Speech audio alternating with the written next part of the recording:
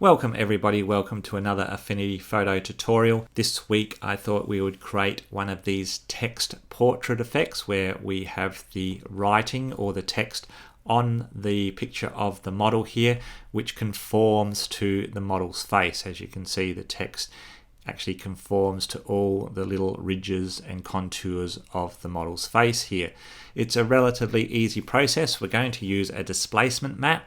So as usual, let's get started. So we'll come across here to our original photo. Again, I have this photo from Unsplash, and I'll link that below if you do want to follow along. First of all, we're going to crop the photo over here on our crop tool, and I'm just going to crop it so I have like a headshot. So I'm just going to crop it nice and tight into the head just to create this headshot. Once we're happy with our crop, we can go ahead and hit apply. So we've got our headshot here.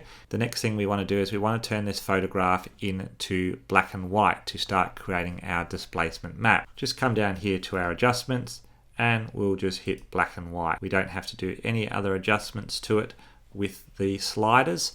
The next thing we need to do is blur the face here or the photograph. So we'll come up here to filters, making sure that we are clicked on the background.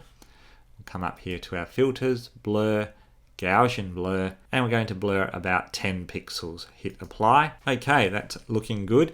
So this is going to be our displacement map. So we want to come up here to file. We will come down here and click on export. I'm going to export it as a PNG, export, and call it displacement. I'm just going to save it to my desktop. You can save it to whatever location that you are comfortable with, and I'm just going to hit save. Okay, so now we've got that saved on our desktop. We can go back to our colored photo, and that is just undo, Command Z 3 times, Command Z, Command Z, Command Z, back to our colored photo here. And now we are going to make a selection of our model without the background. So we're going to come over here to our selection tool. I'm going to use a fairly big brush to start off with, and just going to make a selection of the model here. I want to keep the earrings in as well. So we'll just go around as quick as we can to make our selection. I'm resizing my brush as I go with the right and left bracket keys. And for these little areas in here, I'm going to use my Option key. I'm going to have a fairly small brush just to hold Option down and get into these little areas here, close as we can. Trying to make the best selection that we can. Once you're relatively happy with your selection, we can come up here to the refine, and we can now refine some of those areas that we want Affinity to take another look at, using a fairly big paintbrush to do this. Okay, once you're happy with your selection, come over here to the refine selection pop-up box. Again, we're going to go down to output. Again, we're going to pick selection drop-down box and hit new layer with mask and hit apply. So that's going to take our background away. We want to fill the background with the color black. So we're going to do that on a new pixel layer. So we're going to come down here to our new pixel layer or add pixel layer, and it's going to add a new pixel layer to the top here. We actually want that pixel layer in the middle. So I'm just going to drag that down right in between those two layers that we already have here. I'm going to come over here to the flood fill tool, just click on here. Make sure that we are painting in black, and just a matter of clicking on the background here to fill this pixel layer here with black. Once we've got our background filled with black, we want to add our text layer. So we're going to come over here to the text layer box, and you'll notice a little arrow right in the corner. So the one we want to use is this frame text tool here. So we're going to click on that, and we're just going to click and drag and create our text box. And if you've got snapping turned on, it will snap to those edges. So now we need to fill our text box with whatever text we want. We need the text to completely fill the box and cover the model's face from top to bottom.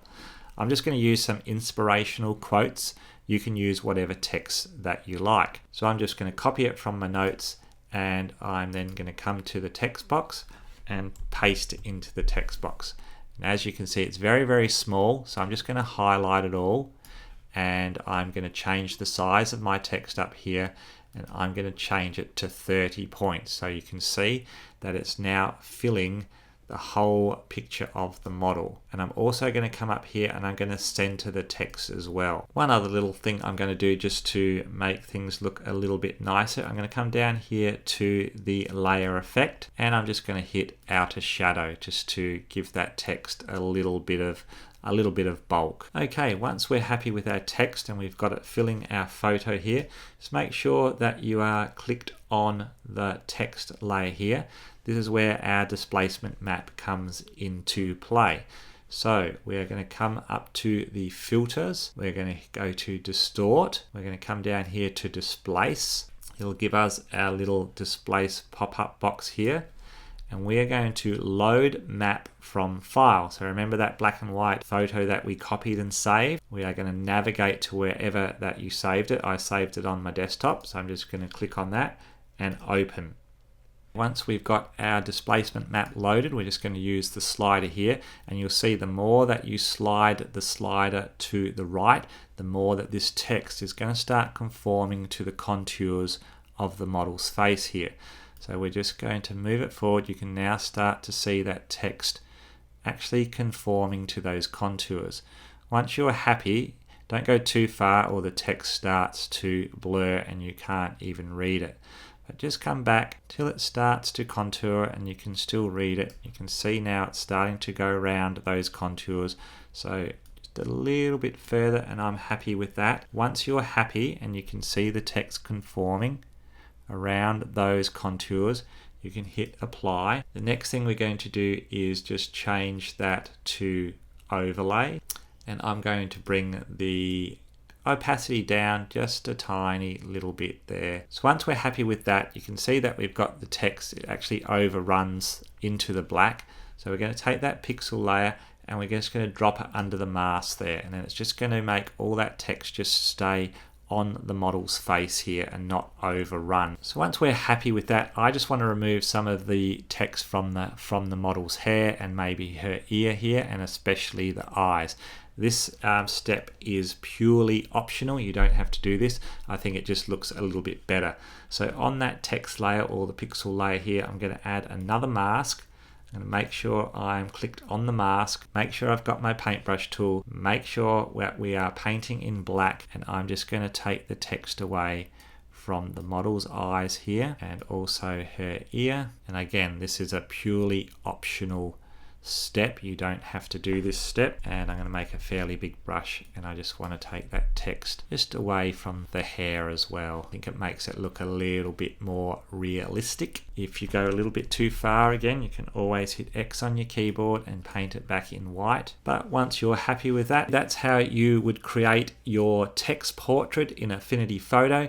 If you've liked the video this week, please give it a thumbs up. Please consider subscribing. And until next time, I'll say to you, be brave, go out and do something amazing, and I'll see you in the next video.